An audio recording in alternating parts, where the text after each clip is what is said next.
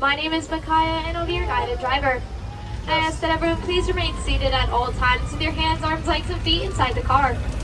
Here at the Bronx Zoo, we are the headquarters of the Wildlife Conservation Society, also known as WCS. We have scientists and eco guards working in the field and zookeepers working here at home to protect animals all over the world. I will point out animals as we approach them, but I will need your help. Scientists and zookeepers need good observation skills to learn about animals' behaviors. So think about what an animal is doing and what your observations might mean. Asia is the continent with the largest number of deer species, and it is well known for its deer diversity. We call this area our Conha Meadow, where we care for about 17 Beresinga deer, 14 axis deer, 22 blackbuck, and 7 Bactrian deer. It does appear that at this time, all of our deer natural species are on the back end of their enclosure, but lucky for us, we do enter our Conha Meadow twice on this tour. So the second time around, we will be right where they all are, and we'll be able to see them. It actually looks like towards our right, we'll have some of our Bactrian deer. Just look behind these huts towards our right, you'll have the Bactrian deer. Bactrian deer are considered a subspecies of red deer, although Bactrian deer are not red. They are more of a pale gray or yellow color. We'll also have one of our fawns. The fawn will be the one towards the fence. The small buildings we are passing represent a very interesting WCS conservation story. Farmers in Indonesia live closely with wild animals, like elephants, which we will see shortly. WCS field staff work with local leaders and farmers in Indonesia to come up with the crop protection unit. This unit created many different ways for farming to continue in close proximity with wild animals. One strategy was to soak ropes in chili powder and place them around the crops. Elephants do not like chili and leave the farms alone, allowing the farmer and the animals to share the habitat peacefully. We all know that a species that is extinct no longer exists, like the dodo. The next animal we'll see was on the verge of extinction. In fact, the Mongolian wild horse, or Przewalski's horse, was extinct in the wild and could only be found in zoos. They'll be coming up to be directly in front of us. We currently do have a foal. She'll be kind of in the center. Her fur is a little bit more roughed up. She's slightly smaller and has a lighter coat. What differences you see between these horses and the domestic ones we are more used to seeing? You may notice that they have a stockier build, shorter legs, and an erect mane which is missing a forelock. That is a piece of mane that falls over their foreheads. Recently there have been some reintroductions of Mongolian wild horses in several areas of Mongolia and China from herds in North American and Asian zoos. Here is a note from one of our field scientists. I'm Jonathan Slatt, and I'm the Russia and Northeast Asia coordinator for Wildlife Conservation Society. I believe that wildlife has a place on this earth. My job is to find practical solutions that allow people and wildlife to thrive together. The Przewalski's horse went extinct in the wild in the 1960s. On a recent trip to Kazakhstan, I thought about the ongoing and successful efforts in that country to bring these horses back to the Central Asian steppe. The world needs happy stories, to watch the impossible become possible, and to see hope restored. That's what's happening today with Przewalski's horse. The Bronx received its first animals in 1902. Today we have had over 50 Mongolian wild horse foals born here at the Bronx Zoo, including the one you might have seen today. As you can see, we do give our Mongolian wild horses lots and lots of room to roam. And I promise you they do use every single inch. Because just like your puppies at home, our horses do get the zoomies and they need all that room to run around. Now in just a few moments, we'll be transported to our next animal.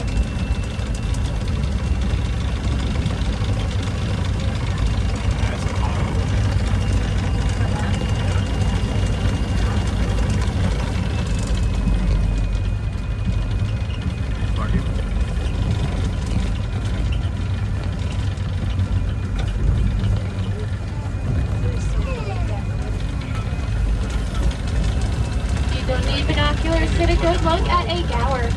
They are the largest wild cattle in the world. Males can weigh over 2,000 pounds, as much as a small car. They can stand up to 6 feet tall and are 10 feet long. But their large size and impressive horns and gaur can fight off just about any predator, even a tiger. You can tell the difference between a male and a female gaur by their horns. The female gaur's horns will point inwards towards each other, while the male gaur's horns will point upwards.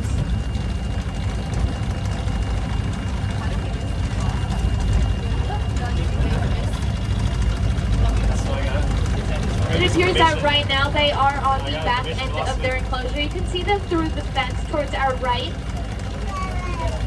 We will be able to see them currently, but after our next animal loop, we will loop back around and we'll be on the other side of that fence where we're going to be able to see them up close. In the meantime, here's more about our gaur from one of our keepers. Hi, I'm Dave, a wild animal keeper here in Wild Asia. When the Bronx Zoo received 2 female and 1 male gaur from the San Diego Zoo, it took a couple of introductions before all the animals were comfortable. But after a little bit of time, the 3 new animals fully integrated into the herd, and we have the family that you see today. A family group of gaur can consist of up to 40 individuals and is typically led by an older adult female called a matriarch. Since the 2 females and 1 male have been added to this family, there have been a number of offspring. This is important because gaur are considered to be a vulnerable species, so it's vital to maintain a healthy growing herd or at the zoo. As we practice our scientific observation skills, you might be hearing a noise coming from the concrete jungle instead of an Asian one. It's easy to forget that the Bronx Zoo sits in the heart of an urban environment, but the noise you may hear behind you now is traffic on the Bronx River Parkway. The large fence directly in front of us is used to reduce the noise of the city traffic. Now I ask for our next animal, everyone must remain seated. This is very important for your safety and our animal safety. So parents, if you could have a good look over your children and make sure everyone remains seated. Unfortunately, if I do see anybody standing, I will have to skip her. As we round this corner, we'll be on the lookout for a female Malayan tiger, Suhana. Suhana right now is laying directly in front of her pond. If you look towards your right, you're going to see a pond. Now, in between the pond and our tracks, that is the front of her pond. She'll be laying right in an open area.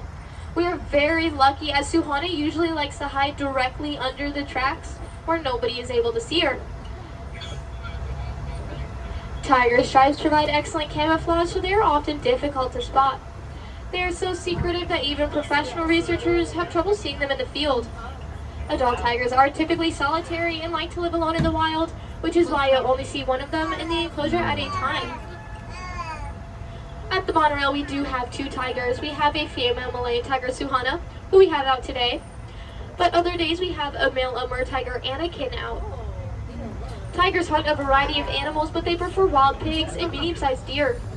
Typically, a tiger will gorge itself on a fresh kill, eating as much as 40 pounds of meat at one time. Just think that's the equivalent of 160 hamburgers in one sitting. After a meal of that size, a tiger will usually not eat again for several days. If you want to see more tigers, visit Tiger Mountain. And as we leave Suhana, we'll be entering back into our gaur. Not only will we be able to see them up close, but we can also smell them up close.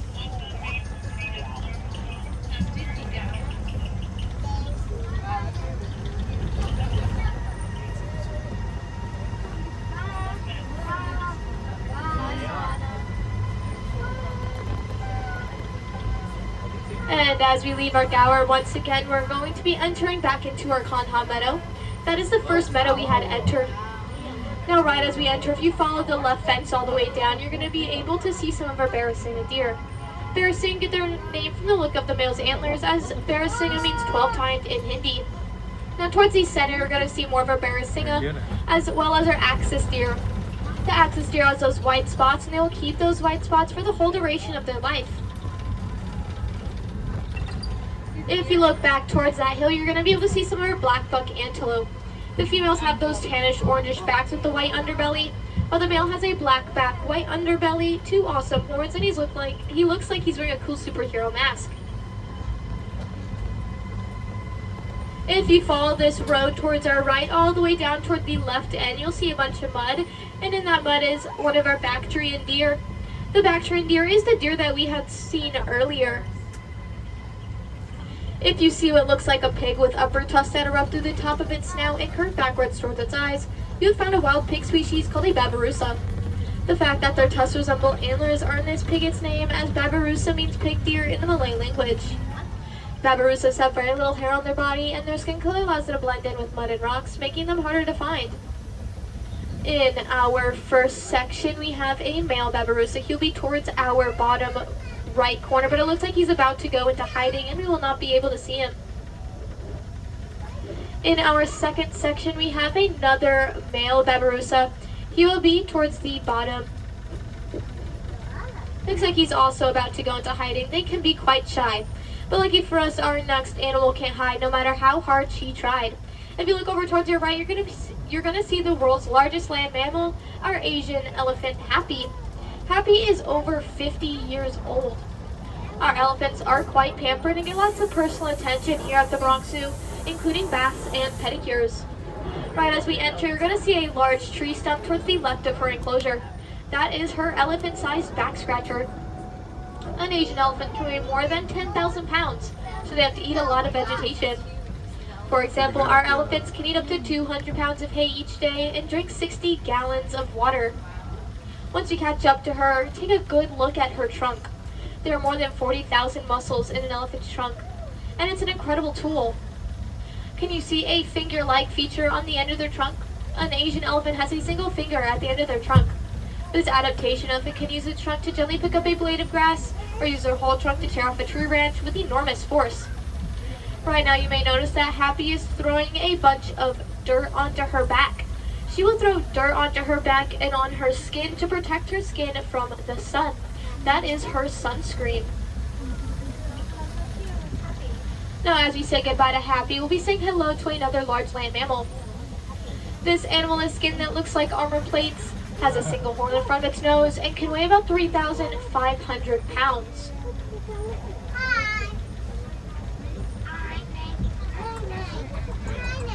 It looks like our greater one-horned rhinoceros, Callie, is on the other end of her enclosure, and we'll be catching up with her very shortly. In the meantime, here's more about our rhinos. The rhinos you see here are Indian rhinos. We work with habitats all over the world that are homes to rhinos. Here is a note from our field office in Sumatra, and Wulan, who works with the Sumatran rhino. Sumatran rhinos are the smallest of the world's rhinos, and they are considered critically endangered. My name is Wulan Pusparini, and I'm the Species Conservation Specialist for WCS Indonesia program. We carried out an island-wide survey of the last wild population of Sumatran rhinoceros in Indonesia. With so many unknowns on how to manage Sumatran rhinos in the wild or captivity, our studies showed definitively that we must protect them at source. The cost of doing nothing could be the extinction of the species, and I can't imagine that. Right now, Callie will be in a mud wallow towards our center left. She kind of looks like a rock in water, but that is in fact a rhino. Many people describe rhinos as armor-plated, but they are actually covered with a layer of skin that has many folds. Though the skin of a rhino looks thick and tough, it is actually very sensitive and needs protection from the sun and from insects. One of a rhino's favorite ways to protect its skin is to sit in a mud wallow like the one in this enclosure.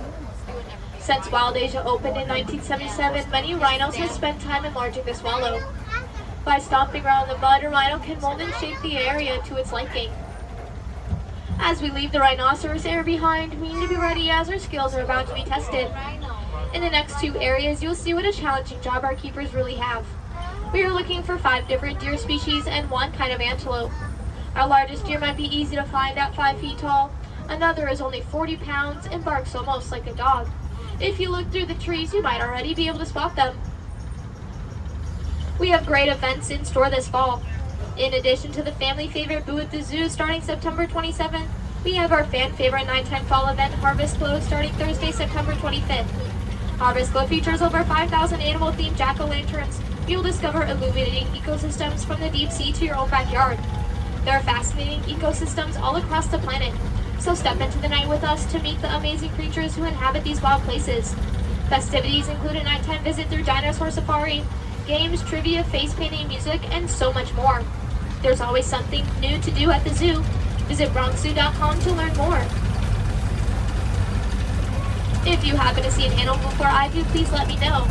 And right as we enter, we're going to be able to see some of our nilgai antelope as well as our brow antler deer. The nilgai antelope have those black and white stripes along their hooves, making it look like they have zebra striped socks. If you look all the way down towards our left, you're going to see one of our sandbar deer.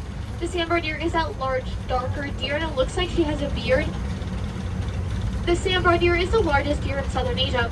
Males can stand up to 5 feet tall at the shoulder and can weigh as much as 650 pounds. Their antlers can grow to be 3 feet long and have 3 points on each bar. You can also see our brow antler deer. The brow antler deer is more of our average looking deer with an elongated neck. The brow antler deer get their name from the look of the male's antlers as they curve over their eyes, making it look like they have eyebrows. We currently only have a group of females, so we're not going to be able to see those antlers today.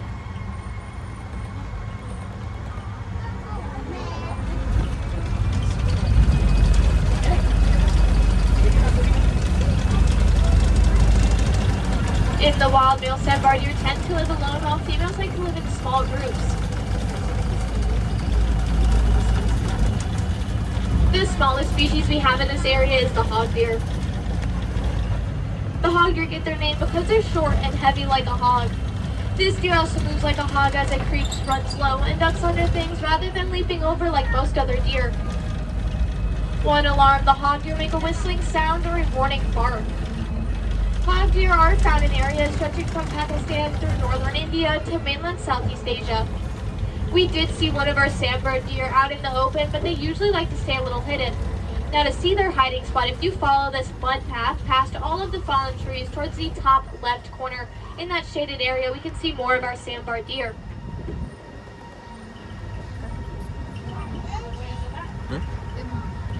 And as we get further along towards the top, we're going to have more of our nilgai antelope as well as 2 of our sandbar males. And if you look towards the top right corner, we're actually able to see one of our hog deer. Again, the hog deer is the smallest species we have in this area. They are quite small. It's usually hard to spot our next animal. At less than 40 pounds, China's tufted deer might be easy to miss. They are a dark gray-brown color, and they like to lay in the leaves by the fence, so that's where I suggest everybody looks. They do blend in quite well with their environment, as they do have to do in the wild in order to survive due to their small size. Just like the white-tailed deer here in New York, China's tufted deer is a white-tail and rump. This can be important for deer communication. When alarmed, the deer raises its tail, showing a flash of white that communicates danger to other deer or help a fawn to follow its mother in when fleeing. These beautiful little deer are rare in zoos outside of China, so the Bronx Zoo is very grateful for the 5 that we do have here. It does look like we're not going to be able to see any today, unfortunately. Again, they do have to blend in very well with their environment in order to survive. We are now passing back over the Bronx River. Thousands of commuters cross this waterway every day. But underneath the highways and our elevated tracks, the river still rushes along, providing a habitat for ducks, turtles, fish, and migrating birds. Just this week, a bald eagle landed on the tracks right in front of my train. He had me stop for about 5 minutes until he chose to fly away. Right in front of us, we have some of our Canada geese. Whether it's the Bronx River in New York or the Irrawaddy River in Asia, rivers and streams are vital resources for wildlife everywhere. The rocky terrain in this area is the perfect environment for our next 2 species. Both are adapted to climb rugged mountain slopes. We are looking for our markhor and our Himalayan tar. Right as we enter, we're able to see handfuls of our markhors.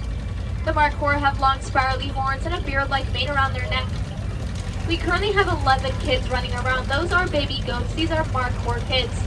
The markhors can jump about 6 to 8 feet without a running start, and this does not exclude their kids.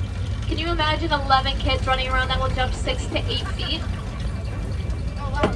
We're also looking for a Himalayan tar. The Himalayan tar is slightly smaller than the markhor. They have a darker coat and their horns are pointed backwards. We'll see handfuls of our kids about everywhere. Himalayan tar have rubbery cores at the bottom of their hooves, which allow them to climb very rocky mountains.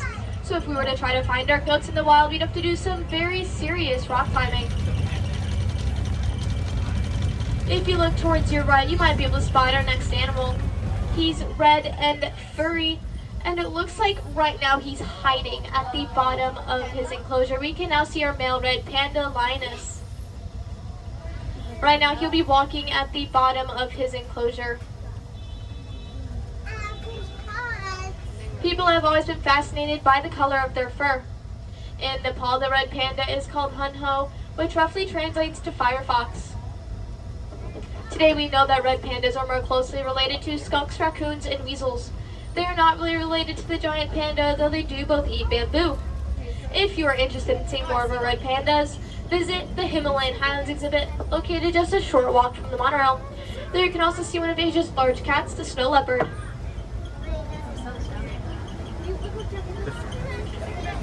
As we round this bend, our journey is unfortunately almost at an end. You've heard from some of our animal experts here and in the field, and tried out some of your own science skills while on this ride. I hope you have been inspired by what you have heard and seen today. Remember, the Bronx Zoo is a part of the Wildlife Conservation Society, or WCS. In addition to managing 5 parks in New York City, the WCS also has field scientists in more than 300 sites in over 50 countries. Conflicts between humans and wildlife are becoming a more common concern all over the world. But WCS scientists both in the field and here at the Bronx Zoo are working hard to find solutions to ensure the survival of endangered wildlife worldwide. And you can help our efforts. Just by visiting us today, you are helping us help wildlife. You can discover other ways to get involved as well. Visit us online at bronxzoo.com. There you can join an education program, plan your next visit, or become a WCS member. Our website has all the information to keep you connected. I'll be stopping in just a few moments. I ask that everyone please remain seated, as this is not where we exit. We're going to be stopped for about 15 seconds. As a reminder for your visit today, we have a great web-based interactive map for you to use. This mobile map has exhibit information, up-to-date status of activities, and point-to-point GPS directions. No download needed, just go to bronxzoo.com/today. Again, for a park map during your visit today, go to bronxzoo.com/today. Our adventure is now coming to an end. Please remain seated until the train doors open and watch your step when you're exiting the monorail car. Remember, there's a step up for people exiting from the front row and a step down for those in the back row. On behalf of the Bronx Zoo, I'd like to thank you for joining us today. Come back and visit us again very soon. Again, my name is Makaya, and I was your guide and driver.